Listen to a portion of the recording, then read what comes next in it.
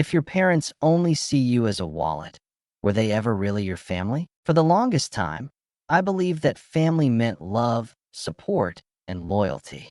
That no matter what happened, we looked out for each other. I thought that's how it worked. I was wrong. Growing up, I was always the responsible one. I worked hard, stayed out of trouble, and built a stable career in software development. When I turned 22, I was still living at home, paying $640 a month in rent to my parents. I never complained. I figured it was only fair to contribute since I was using their space. But then there was Zachary, my older brother, the golden child, the one who never had to lift a finger. He and his wife moved back in after their business failed, bringing their 2 kids with them. They didn't pay a dime. Not for rent. Not for groceries.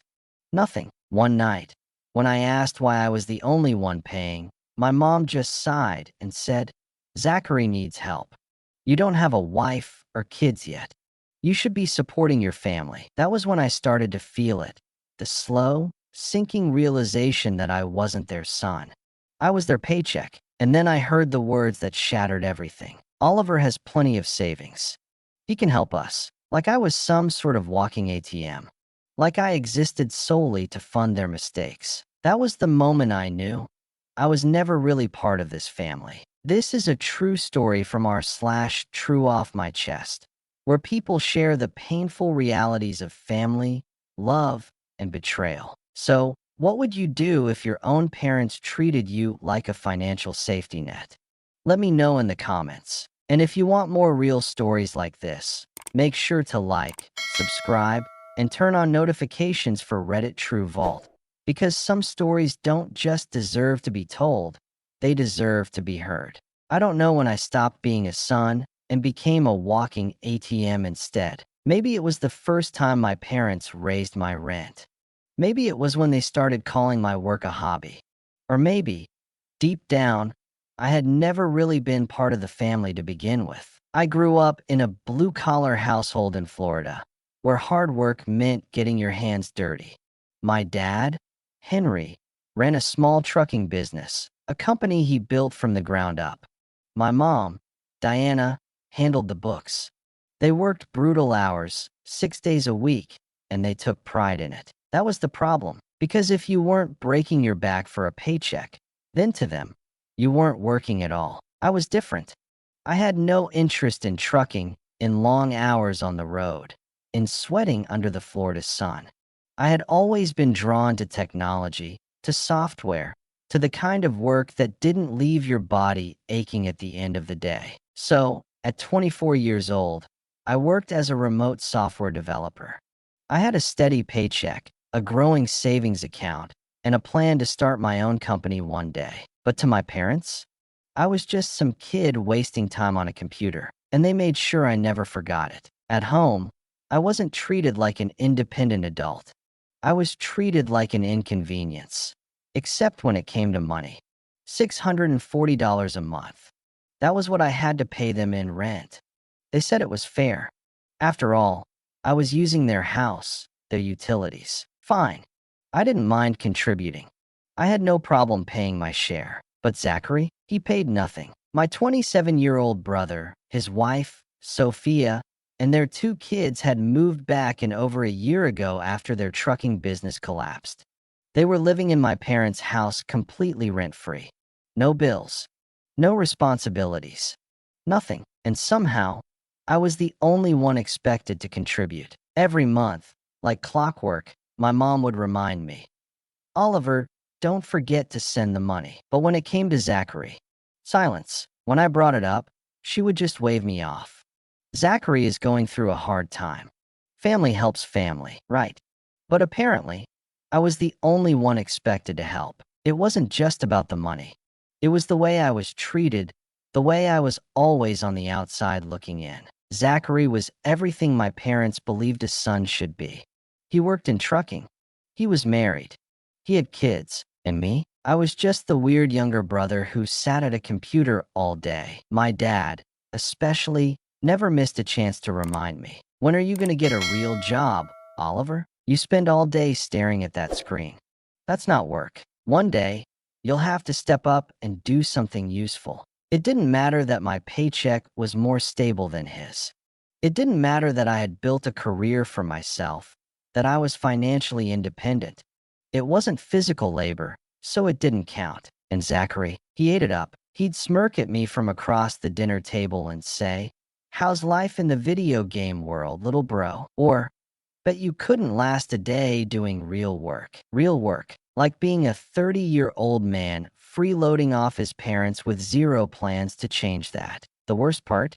My parents agreed with him. Zachary would go on and on about how hard things were for him, how he was doing his best, and my mom would nod along sympathetically, patting his hand like he was some struggling saint. Meanwhile, if I so much as questioned why I was the only one paying, I was called selfish. "You don't understand, Oliver.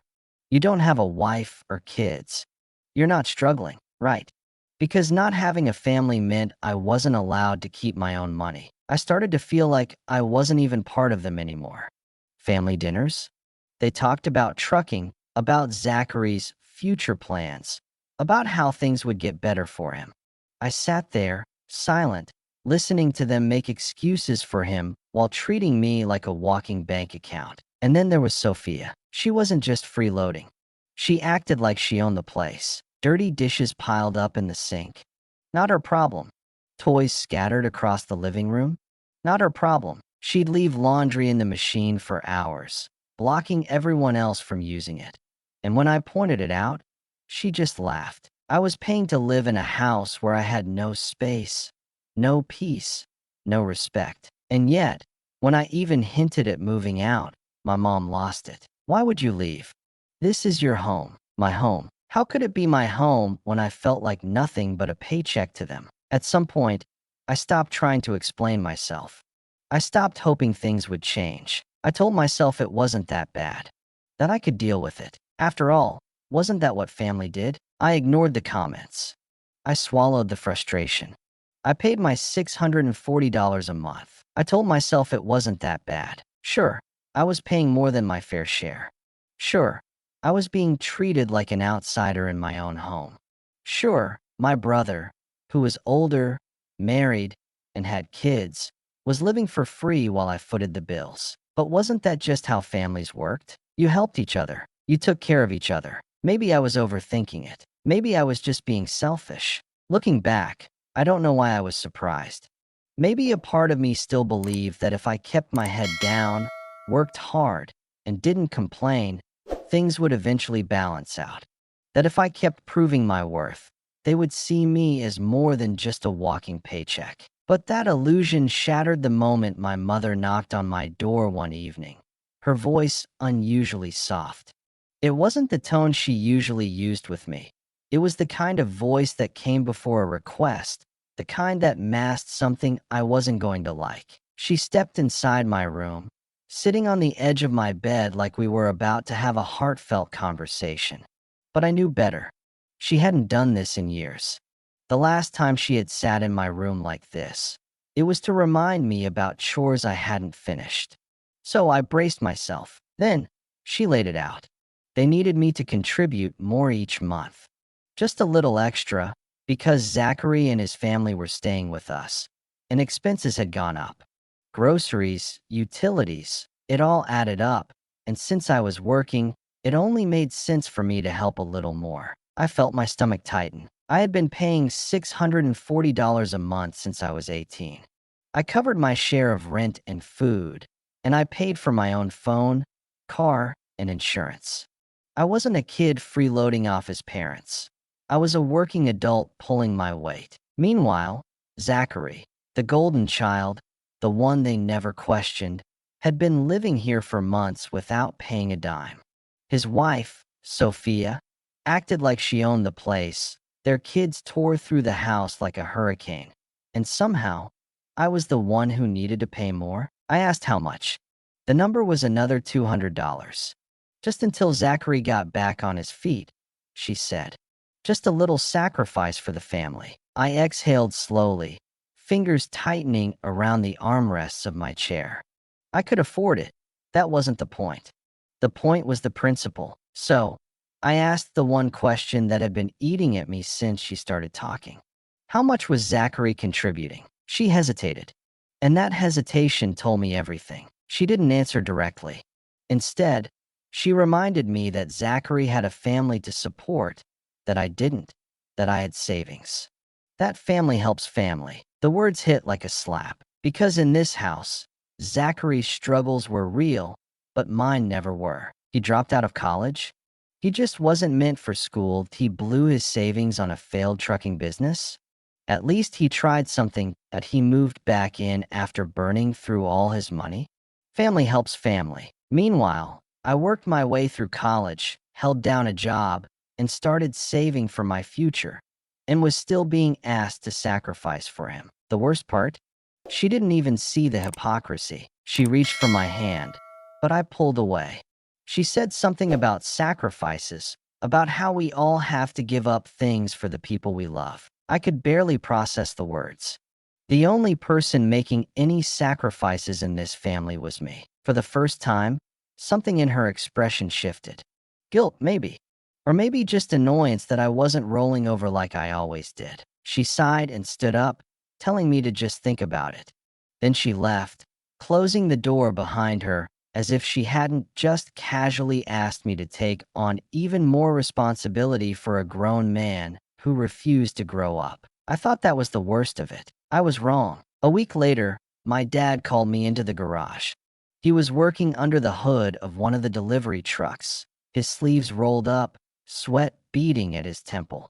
He barely glanced at me before he launched into what he had clearly been planning to say. It was time I started working for the company. The words landed like a weight in my chest. To him, my job, the career I had worked so hard to build, was nothing but a hobby. Something that wouldn't support me in the long run. Sitting at a desk, typing on a computer, that wasn't real work. That wasn't what men did. He went on about how the company was growing, how I could step in as a manager, learn the business, maybe even take it over with Zachary one day. He said it like he was doing me a favor, like this was an opportunity instead of a demand. And in his mind, it had already been decided for me. I told him I already had a job. He dismissed it outright. A hobby. I corrected him. A career. The conversation soured instantly. I knew the moment he crossed his arms that there was no point in arguing. To him, real work was long hours, sweat, and physical exhaustion. Real work meant doing what he had done, what Zachary had done, what a Bennett was supposed to do. And I didn't fit into that mold. I had spent my life listening to these veiled insults, these subtle undercurrents of disappointment. My work would never be good enough. My efforts would never be enough. Because in his eyes, I wasn't enough. I refused to quit my job. His patience snapped. He called me selfish, accused me of looking down on the family, reminded me that they had been breaking their backs for years while I sat in front of a screen. I almost laughed. Me? The selfish one? The only person in this house who actually paid rent? The only one who wasn't leeching off everyone else. I swallowed the anger burning in my throat. Told him I had been pulling my weight for years. His response was ice cold.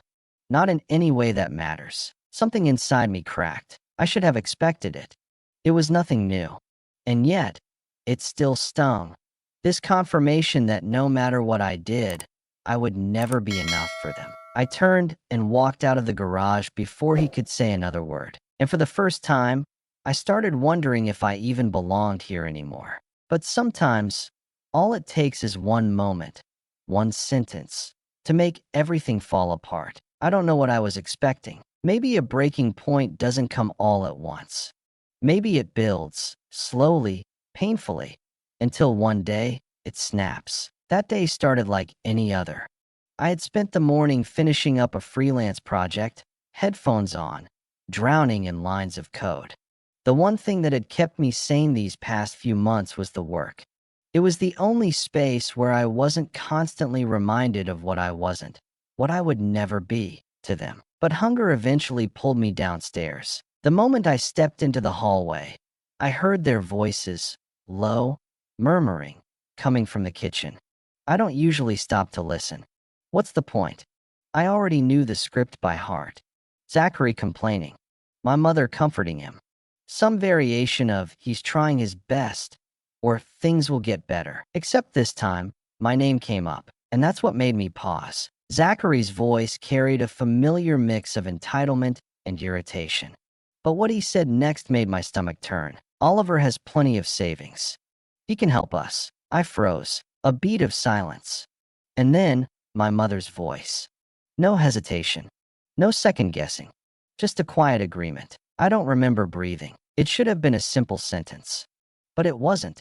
It was confirmation. I was never their son. I was just their emergency fund. I thought of every time I had sacrificed for them. Every check I had signed. Every time I told myself that family meant giving without expecting anything in return. And yet, here they were, discussing my money, not even bothering to involve me in the conversation. Not asking, expecting, like I wasn't a person, like I wasn't even in the house. I turned on my heel and walked back upstairs, each step heavier than the last. I locked the door behind me and stood in the center of my room, staring at the walls, at the cluttered desk, at the life I had been trying so hard to fit into. And suddenly, I saw it for what it was, a prison. I left that night. I didn't pack everything, just the essentials, a suitcase of clothes, my laptop, my hard drive, and the cash I had stashed away for emergencies. I didn't say goodbye. There was no confrontation, no shouting match. They didn't deserve the satisfaction of knowing how much they had broken me. Instead, I left a note on the kitchen counter. You can rely on the golden child now. And then, I walked out the door, knowing I would never step foot in that house again. Freedom didn't feel like freedom at first. It felt like survival. The first few weeks were rough. I crashed at a friend's apartment while I figured out my next move. I worked ridiculous hours, taking on freelance projects just to keep my mind from spiraling. Because that's the thing about walking away from everything. It leaves a void. I should have been relieved. I was relieved, but I was also angry. Not just at them, but at myself. For how long I had stayed. For how long I had tried to prove my worth to people who never intended to see it. So, I did the only thing I knew how to do. I built the project I had been pushing aside for months. The one I had started before Zachary moved back in, before my father decided my job was a joke, before my mother put a price tag on my existence. I poured everything into it. It was a software platform, something I had envisioned for years. A tool for automating logistics and streamlining operations for small businesses. The irony wasn't lost on me. My father ran a trucking company. If he had ever bothered to take me seriously, he would have realized I was developing something that could have helped him, but he never would have listened. So, I built it for myself. I spent months coding through exhaustion, through frustration, through every intrusive thought that told me I wasn't good enough. And then, slowly, painfully, it became real. It launched. It worked. Clients started rolling in. First, small companies, then bigger ones. And before I knew it, I had contracts, investors, a business of my own. 5 years later, I was making 6 figures. And for the first time, I wasn't just surviving. I was thriving. Not that my family knew, because as far as they were concerned, I had disappeared. And 5 years, that's how long it's been since I walked out of that house. Since I packed my things in silence and left behind the people who saw me as nothing more than a walking ATM. 5 years since I wrote that note and drove off without looking back. And in those 5 years, life changed. I built something for myself. I wasn't just some guy sitting behind a screen anymore. I was a senior software developer at a fast-growing tech company, making 6 figures a year. My work wasn't just playing on the computer like my father used to scoff. It was valued, respected. I had a small but comfortable apartment, a car that wasn't on the verge of breaking down, and a savings account that wasn't meant for anyone but me. For the first time in my life, I had stability. And for the first time in my life, I had peace. No one barged into my room unannounced. No one accused me of being selfish for not handing over my paycheck. No one dismissed my dreams, my ambitions, or my career. I had finally escaped, or so I thought, because despite all the miles and years between us, they still found a way to drag me back in. It started small, random calls from unknown numbers that I ignored, messages from relatives I hadn't spoken to in years, vague, guilt-laced comments left on my social media. I didn't think much of it at first. Maybe they just missed me. Maybe they were trying to reconnect. Then my mother texted me. At first, I didn't recognize the number. I had deleted hers long ago, erased every connection that tied me to that house. But I knew. I knew before I even opened the message. "Oliver, can we talk? It's important." I stared at the words on my screen for a long time, my fingers hovering over the keyboard. A part of me, the part that still, after all these years, wanted to believe they cared, almost replied. But I didn't, because deep down, I already knew why she was reaching out. And I was right. The next message came a few days later, more desperate this time. "Zachary's business failed. He and Sophia lost everything. Your father and I are struggling to keep up. We need help, Oliver. Help." The irony was almost laughable. They needed help. The same people who once called me lazy, who dismissed my entire career as worthless, who told me I was selfish for not sacrificing myself for my brother. Now they needed me. It didn't hurt the way I thought it would. There was no sting of betrayal, no anger bubbling beneath the surface. Just emptiness. Because the truth is, I had already grieved this family. I had grieved them the day I left, the day I realized they had never truly seen me as a son, only a resource to be drained. I had already let go of the hope that they would ever see me as anything more than that. And yet, they still came back. Only now, not as the parents who once scolded me for chasing foolish dreams, but as two people facing the consequences of their choices. I locked my phone and placed it face down on my desk. For the first time in 5 years, my past had come knocking, and I wasn't sure if I was going to answer. Top of form, bottom of form. Zachary stood in the sleek lobby of my company, looking completely out of place among the professionals in tailored suits. His once proud demeanor had crumbled, replaced by exhaustion, desperation, and something else, something I never thought I'd see in him. Defeat. I had imagined this moment before. In the quiet of my apartment, late at night, when the memories of my family clawed their way back, I had wondered what it would feel like if they ever needed me. If the brother who once mocked me for playing on a computer all day would one day stand before me, asking for my help. And now here he was. At first, I thought I had misheard him, that I had projected my own thoughts onto whatever excuse he had for showing up unannounced. But then he said it again, his voice lower, almost strained. He needed money. His business had failed. The debts were piling up.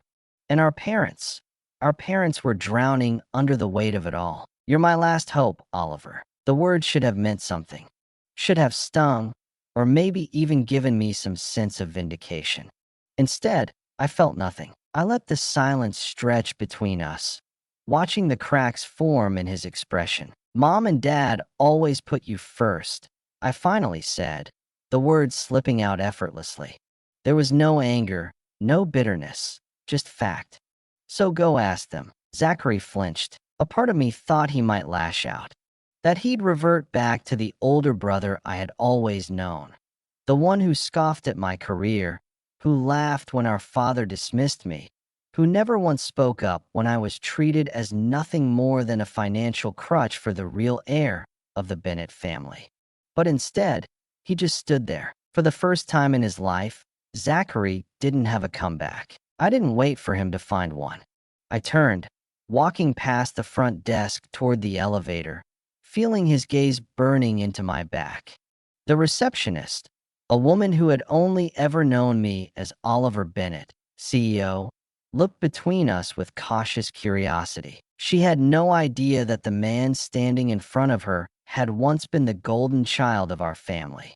That, once upon a time, I was just the shadow cast by his brilliance. When I reached the elevator, I turned slightly, just enough to glance at him one last time. "I'm not part of this family anymore." And with that, I stepped inside, letting the doors close between us. My phone buzzed incessantly that night. Missed calls, voicemails, text messages that ranged from guilt-tripping to outright begging. Some were from Zachary, others from my mother. My father, as always, remained silent, but I had made my decision. For the first time, I wasn't the one sacrificing. I wasn't the one bending, breaking, shrinking myself down just to fit into a role they had carved out for me. I was free, and freedom, as I had learned over the past 5 years, was a life lived without their expectations weighing me down.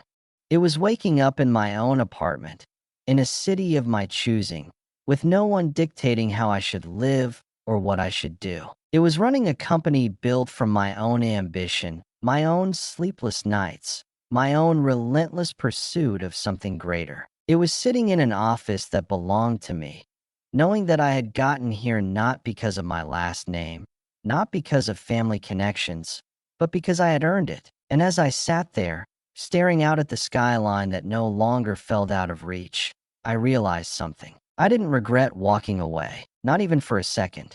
And that's the story of Oliver Bennett, the son who was never enough until he was the only one left. From being treated like nothing more than a financial safety net to building a life on his own terms, he proved that sometimes the only way to find freedom is to walk away. But walking away wasn't just about escaping his past. It was about finding a future worth living for. Without the weight of his family's expectations, Oliver thrived. He built a successful career, surrounded himself with people who respected him, and, for the first time in his life, he knew what it felt like to be truly valued. He traveled, made lifelong friends, and found joy in the simple freedom of choosing his own path.